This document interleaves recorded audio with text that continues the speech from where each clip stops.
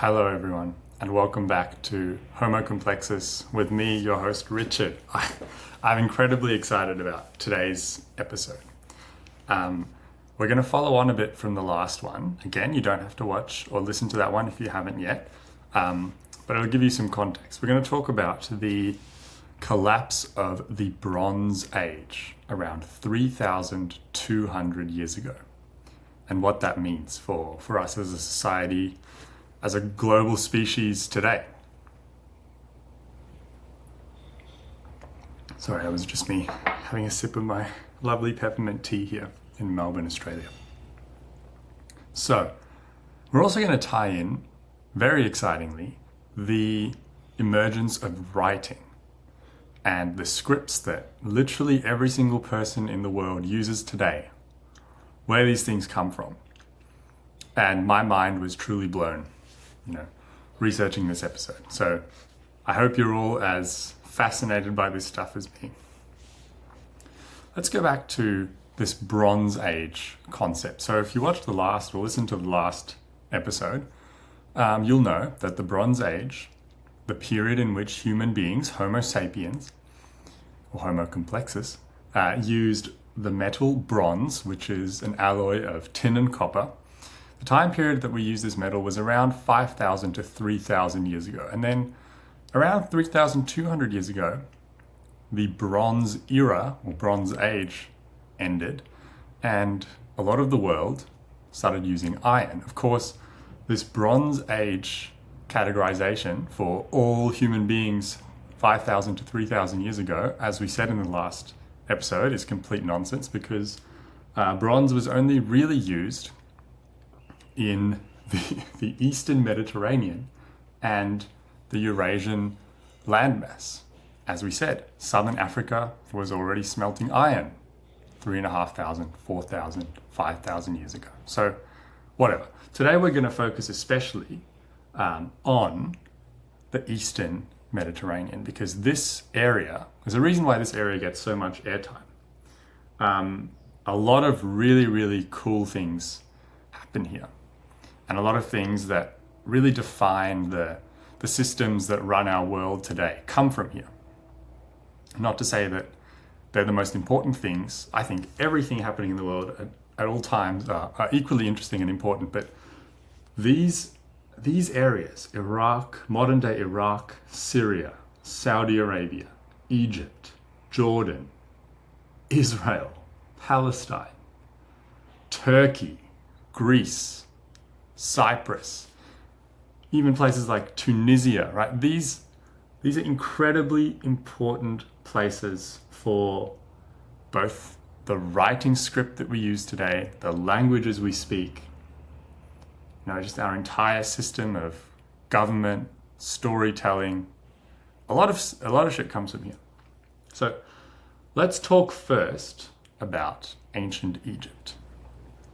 Now, this is something that a lot of us have at least heard about or are somewhat familiar with, but I think it's a lot older than at least what I realized. So Egypt, I sort of knew this, but the pyramids of Giza, right? One of the 7 ancient wonders of the world. These things are 4,500 years old, which is just a staggering number. Writing, to put this into perspective, was invented for the first time. What have I written down here? Again, I'll translate these dates into sort of things that make sense for people who aren't mathematicians and historians. So writing, it is said, by archaeologists, was invented 5,500, so 5,400-ish years ago. So there was writing before there were pyramids. Those 3 striking pyramids of Giza, who used to be, clad in white marble with a golden tip. Those things were around 4,500 years ago, and writing was invented 800 years before that. And most of the Egyptian monuments that we see today, the most famous Egyptian pharaoh, perhaps of all, is the pharaoh Ramesses the Great. And just to put into perspective how long Egypt keeps going for as an entity and as a political kingdom, Ramesses the Great, I've written it down here somewhere, he lived 3,300 years ago. So Egypt already had hieroglyphs. I'm going to spoil some of the story here. 5,300 years ago. Then 800 years later comes the pharaoh Khufu of the first, what's called the Old Kingdom of Egypt. Okay, the Old Kingdom, right? 4,500 years ago. Then Ramesses the Great, perhaps the most famous pharaoh, who ruled for 66 years, built heaps and heaps of monuments that you can still go visit today in Egypt. He's from the New Kingdom, which is like 1,300 years after the Old Kingdom. Just to put that into perspective, what we're in 2026 now, 1,300 years ago, what was happening then? Like Islam was expanding around the world. And if you were Egyptian, not that long ago before that, 1,300 years before your time just means, oh, Egypt was still around. That's when, these pyramids that are still here were built. And they're still there. I actually can't get over this. For some context, for anyone listening from the British Isles, or who knows Stonehenge, I think most people who are from a former British colony, which is most of the world, will know what Stonehenge is. Stonehenge is around the same age as the pyramids of Giza, maybe even slightly older. So yeah, there was a lot of stuff happening around that time. But I was getting a bit sidetracked here by ancient Egypt, but I just think it's a staggering, thing for us to think about how old this, just this. I sort of am hesitant to use the word civilization because I think that's been tainted somewhat, but just a continuous culture, let us say, the same way that Aboriginal Australia has been a continuous culture. Egypt was a continuous culture for a long time, not nearly as long as the Aboriginal people of Australia, but they left behind impressive monuments, and for some reason we assign that more importance and think they were more civilized, which is complete bollocks in my opinion. But whatever. Where was I going with this? As I've written so many things down, I'm going to get confused. But we've mentioned that writing is 5,300 years old. The pyramids of Giza, 4,500 years old. The pharaoh, Ramesses the Great, might as well be an emperor, was 3,300 years ago. 1,200 years after the Great Pyramids of Egypt was the greatest pharaoh of all, perhaps. And just to link it back to things we've talked about before, Moses and the DreamWorks movie. Sorry, I think I mentioned that it was a Disney production before. Definitely DreamWorks, the same people who made Shrek. The DreamWorks movie, Prince of Egypt, has the character Ramesses in it. That is Ramesses the Great, who, potentially might have been Moses' contemporary. Moses, then if we flow that on to things today, Moses being the progenitor and, in the line of Abraham to Moses receiving the 10 Commandments from the Hebrew God, and then, giving us Judaism and Christianity and, Islam as well. We all have ancient origins, all of us. I just love thinking about this stuff. But we were talking about what happened in the Bronze Age collapse, right? So to tie that back to Ramesses, 3,300 years ago, at least the greatest monument builder that Egypt had ever seen, even greater than Khufu somehow, who built the Great Pyramids of Egypt. But anyway, he was pharaoh for 66 years. He built Abu Simbel, you know what that is. He built the Abydos Temple, and he built something called the Ramesseum, which is probably way more impressive than the Colosseum, but I'm sure many more people visit the Colosseum. 3,300 years ago, all this stuff's happening. And the Bronze Age era, which Egypt is a key part of, it's a lot older than many other Bronze Age, civilizations in quotation marks. because Egypt has been around for more than 4,500 years ago as an entity. But anyway, Egypt is sort of peaking, or has one of its many peaks just before this Bronze Age collapse, whatever that is. I'll get to it. 3,300 years ago. And the Bronze Age collapse happens, we think, 3,200 years ago. So a mere 100 years after Ramesses, a lot of things sort of fall apart. And the main things that fall apart for Egypt, anyway, are Egypt traditionally has maintained control not just of the modern country of Egypt into Sudan. It has also controlled east of the Sinai Peninsula and where the Suez Canal and stuff is today. East of that, it controls the areas that today are Syria, Jordan, Israel, Palestine. It controls all of that area, what we often call the Levant. Egypt is controlling that just before the people who use a lot of bronze, their intricate network of trade and civilization, whatever you want to call it, collapses. Egypt is controlling the Levant. And the other big, boys at this point, the other big dogs, Egypt is by far the biggest, but then we have a lot of independent kingdoms along the eastern seaboard of the Mediterranean, which have always sort of been nexuses of trade with places like the Greek islands, Anatolia, which is just, whenever you hear Anatolia, I just want you to think of the modern country of Turkey. Unfortunately, Turkey has lots of names if you go back through history. Anatolia is one of them, but Anatolia and Turkey are the same thing. Cyprus, a lot of the islands in what's today called the Aegean Sea, Crete, the island of Rhodes, all these things are all connected via trade with Egypt.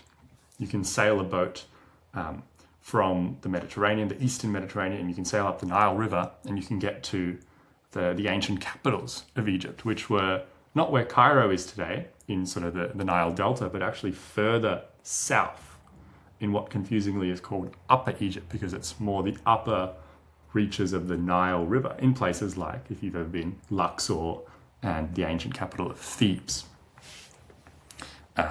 Just hopping back to Ramesses II for a second here, he actually moves the Egyptian capital to a place called Pi Ramesses, which is not that far from modern day Cairo. But traditionally, I want you to remember that the Egyptian capitals of the places that built the Great Pyramids of Giza, which are incidentally now near Cairo, and all these impressive monuments that tourists still visit, are from Upper Egypt, which is more to the south, closer to modern day Luxor. And Cairo is actually in the context of all this, a relatively new-ish city. Hasn't been a massive city for that long. I think it's after the time of Christ, actually. So let's get back to our story of Bronze Age civilizational collapse. We've talked a lot about the Egyptians. We have the Babylonians, the Assyrians in places like Iraq. We have what's called the Hittites in Turkey. Well, as I said, Turkey, Anatolia, it's the same thing. And then we have the two Greek-speaking peoples, big centers of whatever temple building that we assign names to. There was one in Crete. There was another one in Mycenae, which is back on mainland Greece, not that far away from where Athens is today. And by the end of the Bronze Age, as we're approaching this collapse, 3,200 years ago, the Minoans, who had traditionally been on Crete, had sort of been amalgamated with the Mycenaeans, which they started sort of slightly later, building up big temple complexes and so forth. And by the time of this year, 3,200 years ago, or 1,200 BCE, if we want to go with that. Around this time, the Mycenaeans are sort of dominating all of the Greek islands that we think of the Greek islands today. Who knows, they might even be on the western coast of Turkey already as well. They almost certainly were, right? Or they 100% were, because that is where Troy is. And if we believe Homer, the Greeks, the Mycenaeans, and what are called the Dorians. Remember, Homer writes right after this Bronze Age collapse, about 400 years later.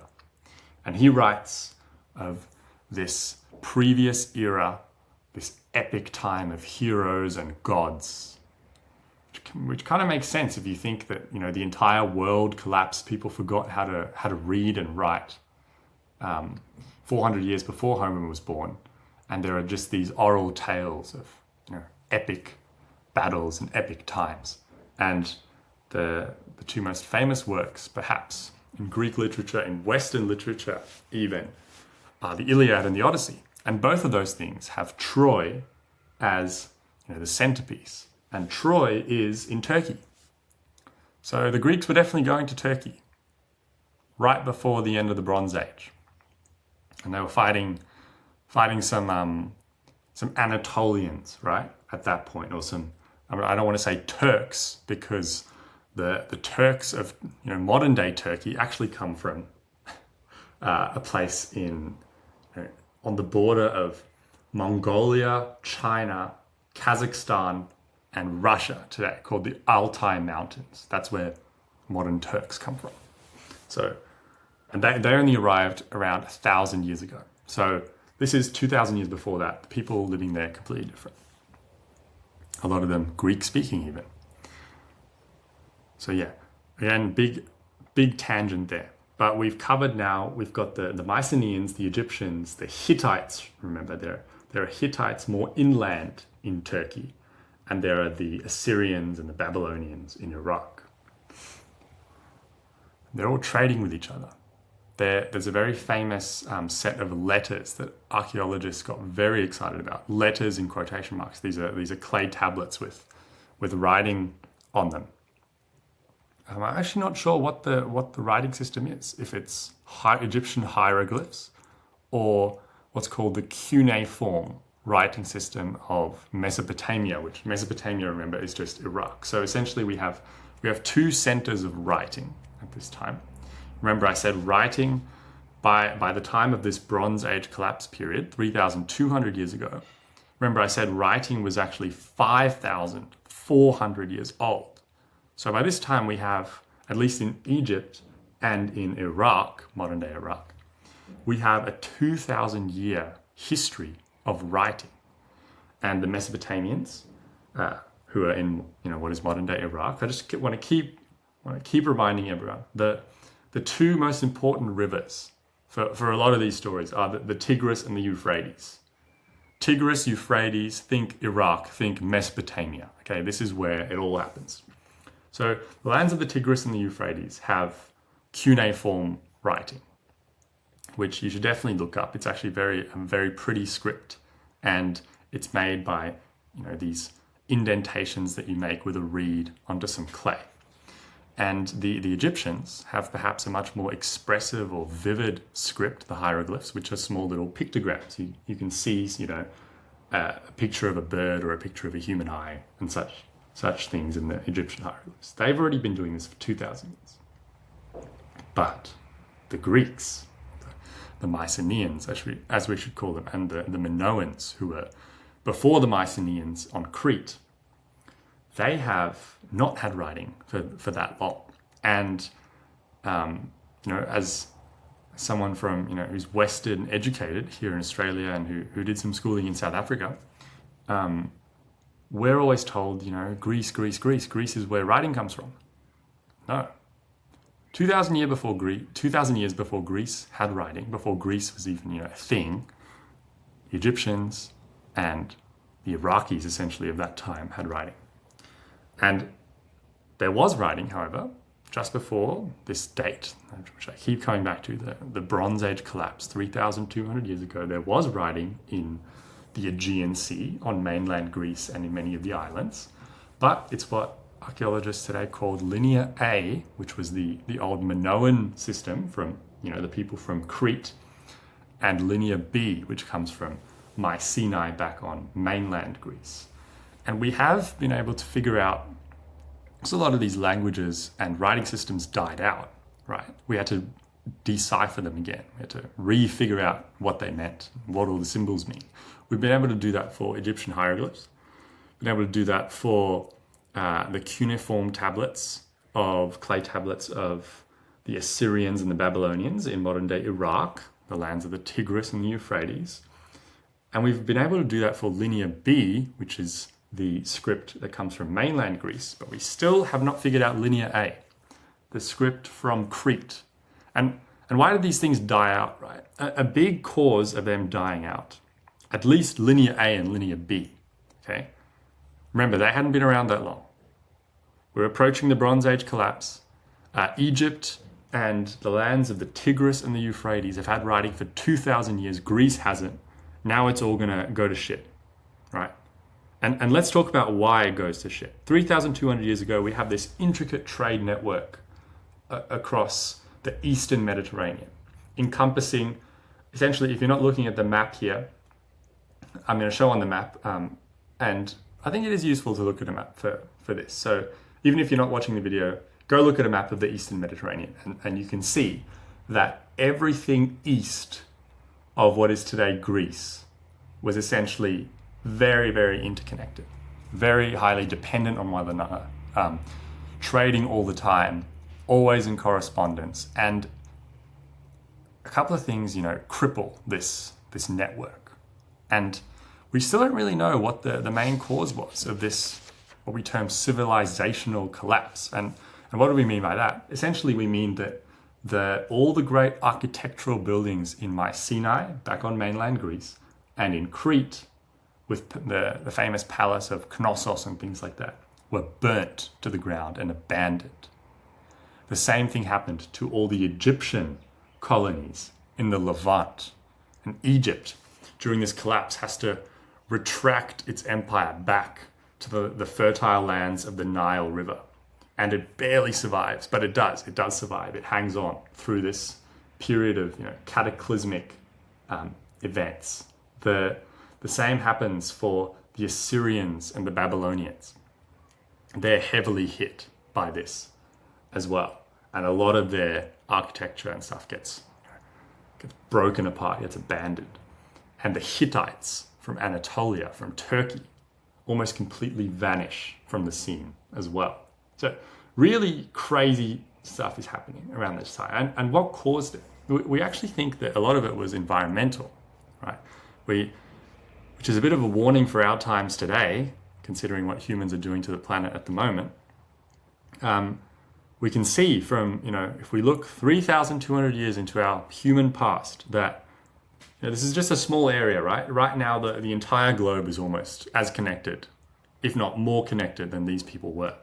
We have a highly connected trade system. People who don't grow all their own food have to import stuff, and who are used to getting it, on time and quickly. And then the climate strikes. We know from this time that there are many earthquakes and there is a lot of drought. The climate is changing. Humans probably didn't cause this, by the way. This is just, something random freak event that happens often throughout Earth's history. But if you look at the evidence now that we have, humans are changing the environment. And they are increasing the likelihood that this will happen again. Now, what happened during this Bronze Age collapse was absolutely catastrophic, right?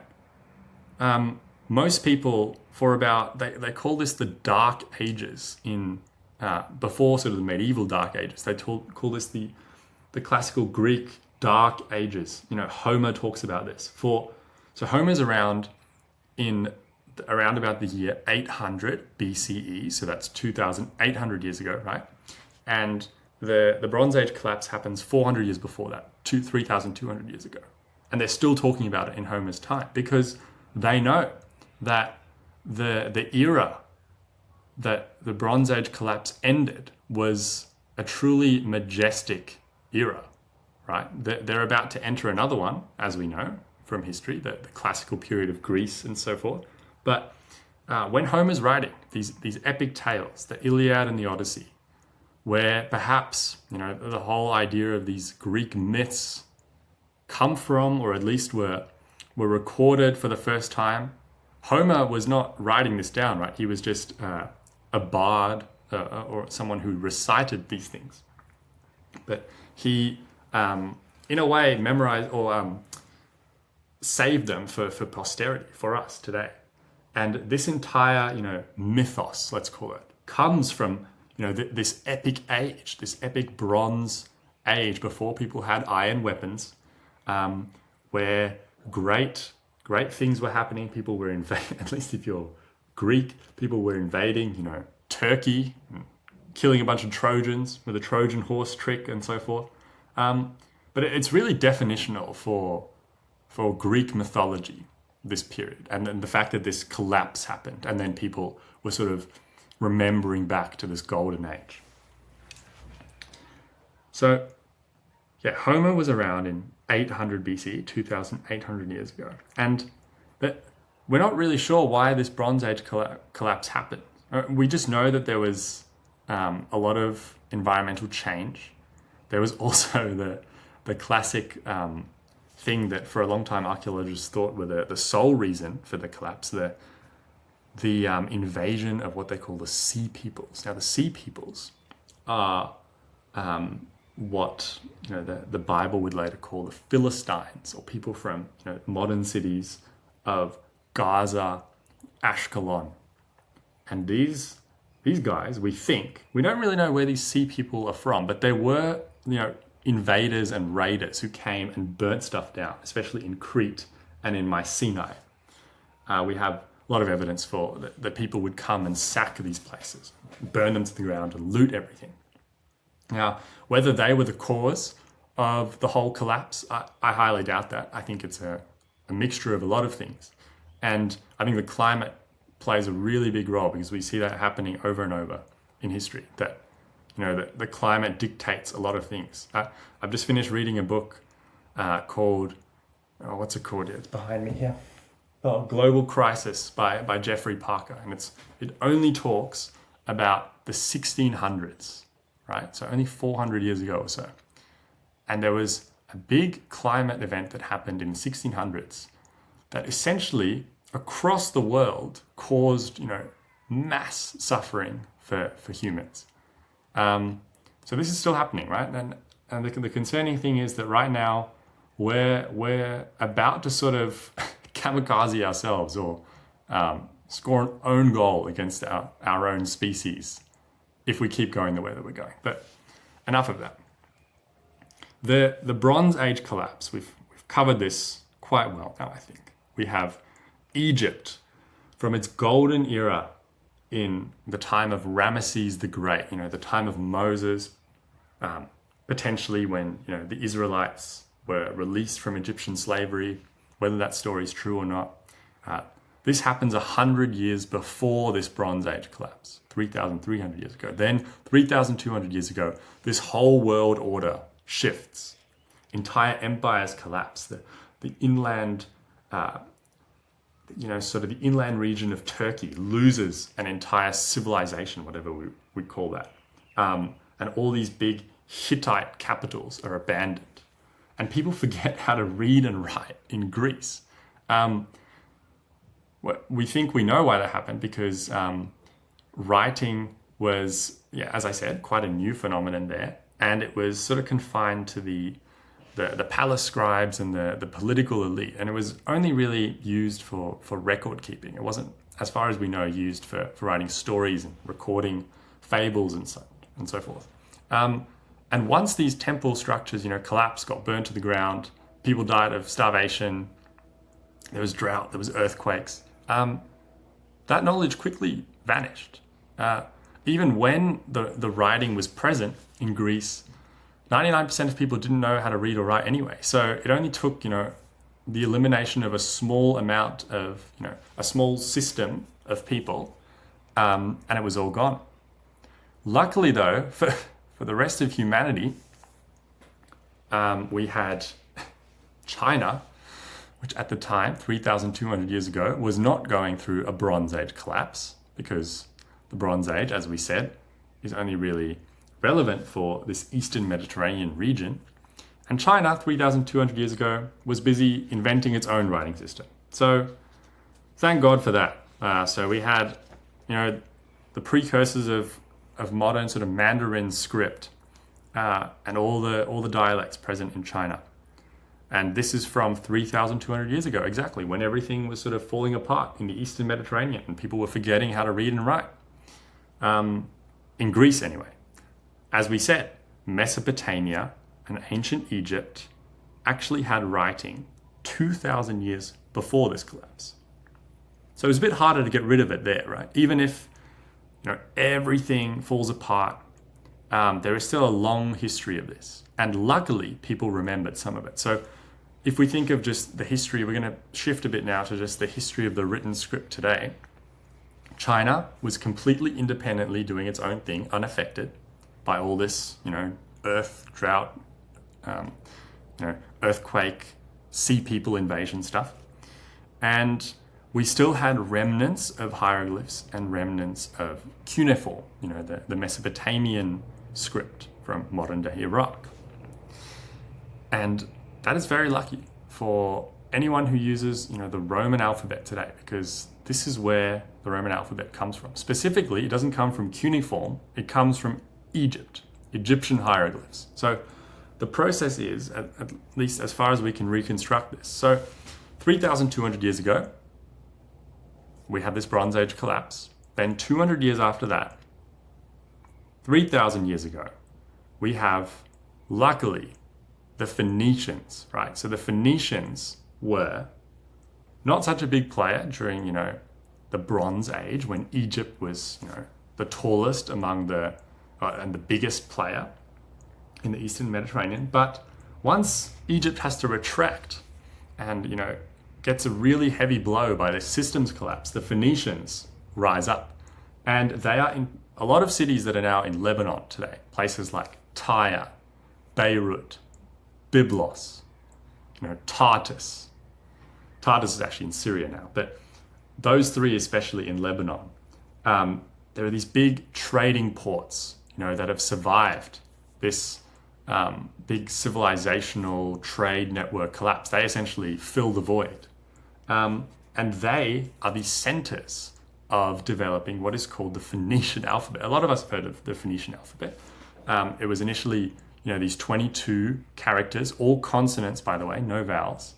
But I never knew that they came directly from Egyptian hieroglyphs. So through a long process, Egyptian hieroglyphs have been used for 2,000 years. Through a long process, apparently we think what happened was, since Egypt was occupying the Levant, right, areas like what is modern day Lebanon, Syria, Jordan, Palestine, Israel, all these places that are close to like the coast of the Eastern Mediterranean, right, Cyprus. Since a lot of these places had been occupied by Egypt, the people living there who didn't speak, ancient Egyptian, they spoke what are called the Semitic languages, or the Canaanite languages. And they, apparently, this is what I read, took some of the Egyptian hieroglyphs, didn't know what they represented in Egyptian, but just took, the picture, the pictogram of the hieroglyph, and used, thought to themselves, what word do we use for this picture? For example, I've got examples here. So there was an Egyptian hieroglyph that was the head of an ox, or the head of a bull cow, right? And the people who spoke these Semitic languages, who were from essentially, let's just say, like Palestine, Israel, Lebanon nowadays, they knew that in their language an ox was called Aleph. Sure, I'm not pronouncing that right, but Aleph, okay? And they said, okay, this symbol, this ox symbol that the Egyptians used, we're going to call that Aleph. Another one. So the Egyptians had a hieroglyph that looked like the floor plan of a house, okay? And the Canaanites, or the Semitic peoples living under Egyptian occupation, looked at this and said, okay, that we know what that is Bet, their word for, the floor plan of a house. And they saw a wavy thing, which the Egyptians used for, water, I'm assuming. And again, the Semitic word for this was Mayim. So the ox head, right, Aleph, starts with an A. That is literally where the letter A comes from, because the Greeks then turned that Aleph, which remember was a consonant, right? Not a vowel, but the Greeks turned it into a vowel, into alpha, and that now is A. So, and you can still sort of see if you turn a capital A around, it looks like it's got, a V with two horns. That is literally the ox head that's been flipped upside down. And the house floor plan, that the Semitic word for that is bet. The Greeks then turned that into beta, and we now get the letter B from that. The water waves were in the Semitic languages mayim. Now we get M, which still sort of has a wavy symbol. And the word, or the Egyptian hieroglyph that was a human eye, not exactly sure how that, what the Semitic word for that was and how, exactly the process happened, but that's where we get the letter O from. So isn't that, just ridiculous? A, B, M, and O. And each of our, 26 characters now that we use in the alphabet, at least for writing things like English and German and, a lot of these European languages, have their roots in an Egyptian hieroglyph. Crazy stuff. And we have the Phoenicians to thank for that, right? So a mere 200 years after this collapse, the Phoenicians were doing okay. They were trading from their big port cities, particularly places like Tyre and Byblos. Byblos, actually, I would love to go there to Lebanon today, because Byblos has the oldest evidence, archaeological evidence, of this 22, before the Greeks added vowels, right? This 22 character Phoenician alphabet. So to recap, right? We have Phoenician traders who, through this mix of sort of Canaanite, Levantine language, culture, and Egyptian hieroglyphs, have figured out how to make this 22 consonant letter alphabet, which they're using, in their record keeping, in their, bureaucracy, for functioning, highly organized, trade ports and cities. And this trade, luckily by sort of 800 BCE, 2,800 years ago, the time of Homer, right, is sort of getting into Greece. And the Greeks realize, this 22 letter alphabet is a lot easier to learn than anything previously. Egyptian hieroglyphs have thousands of characters. Sumerian cuneiform from modern Iraq has lots and lots of characters that you need to learn and master. And this new Phoenician alphabet only has 22. Chinese characters, for that matter, still have thousands and thousands of different ones that you need to know. And the Phoenicians have come up with this incredibly robust and simple system where each sound simply has a character and you can write down almost any language.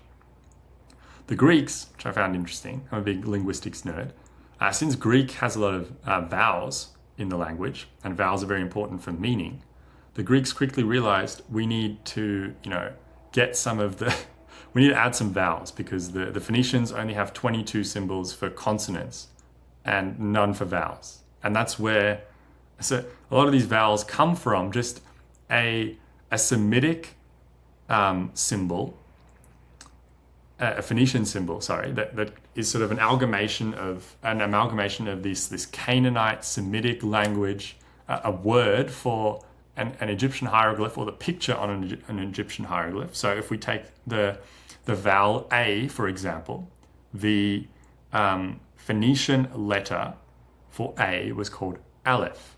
And as we said, it was a consonant. And apparently it's called like a glottal stop or something. I'm not that much of a linguistics nerd to know exactly what that is, but I know it sounds sort of like when Cockney British people say the word water, it's that thing. And you can sort of see why they go it's the start of the A sound. But that was what the symbol was for.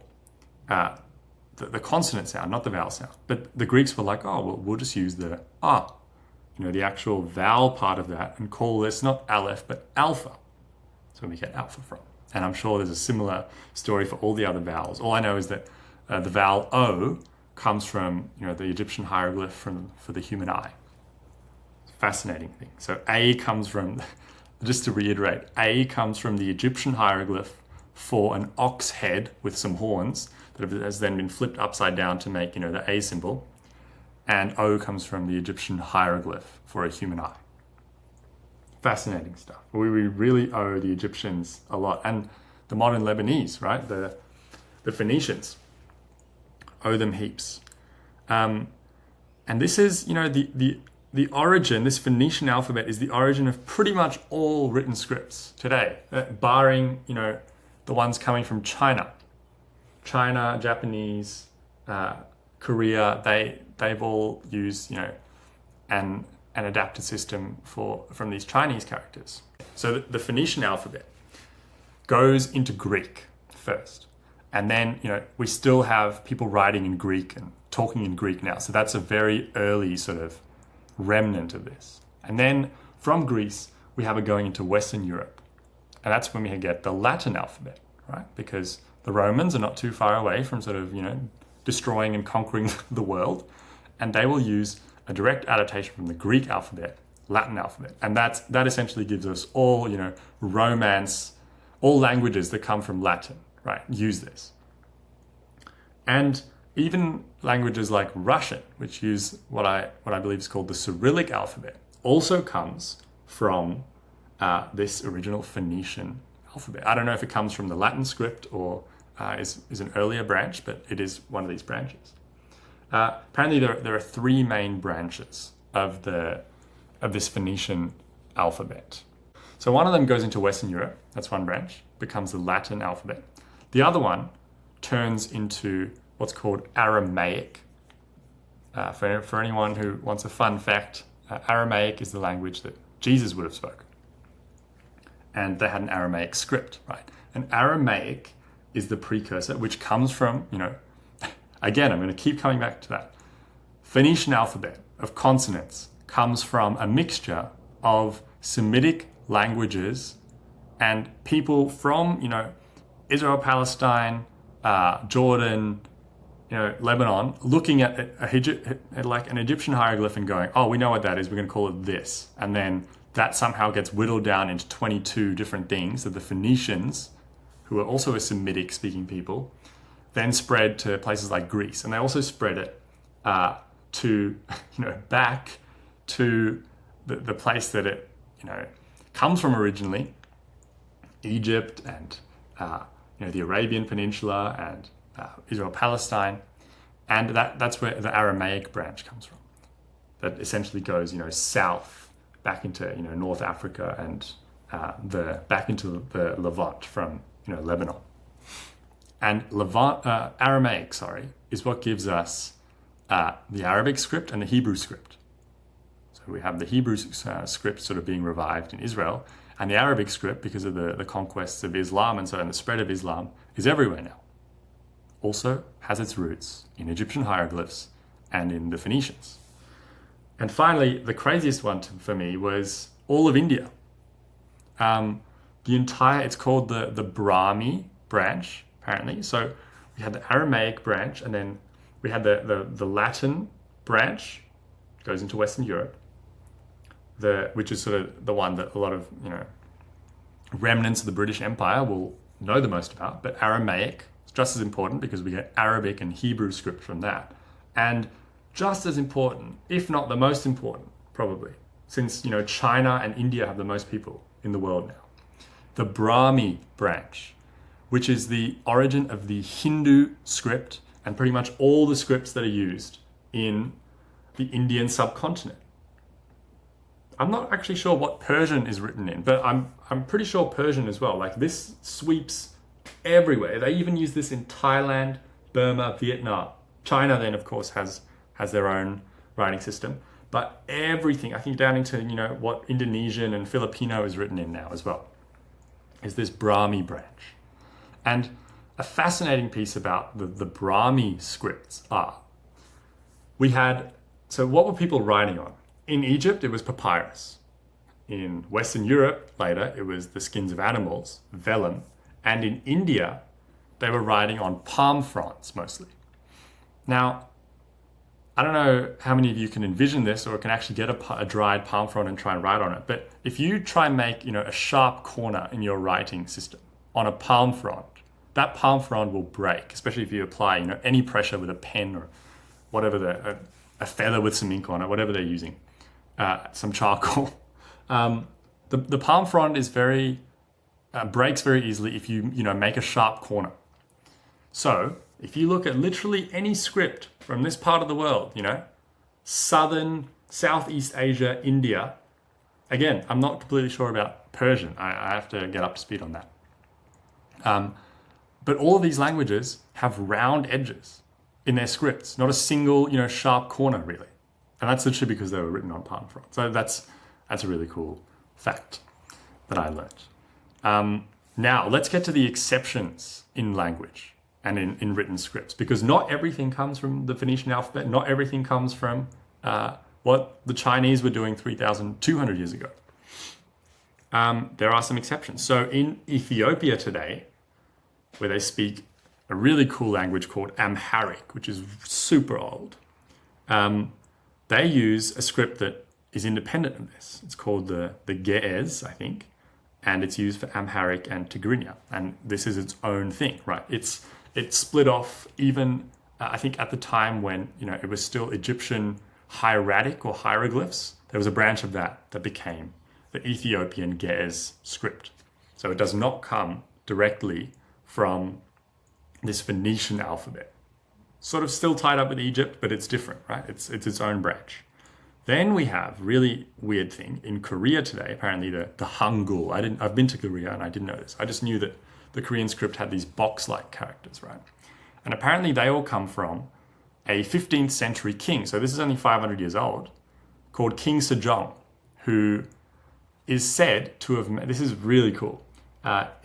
He drew these, box-like symbols that Korean is written in today, and he said that he did it to sort of mirror the forms and shapes that the human mouth has to make the sounds that are represented by these symbols. That's quite cool, I think.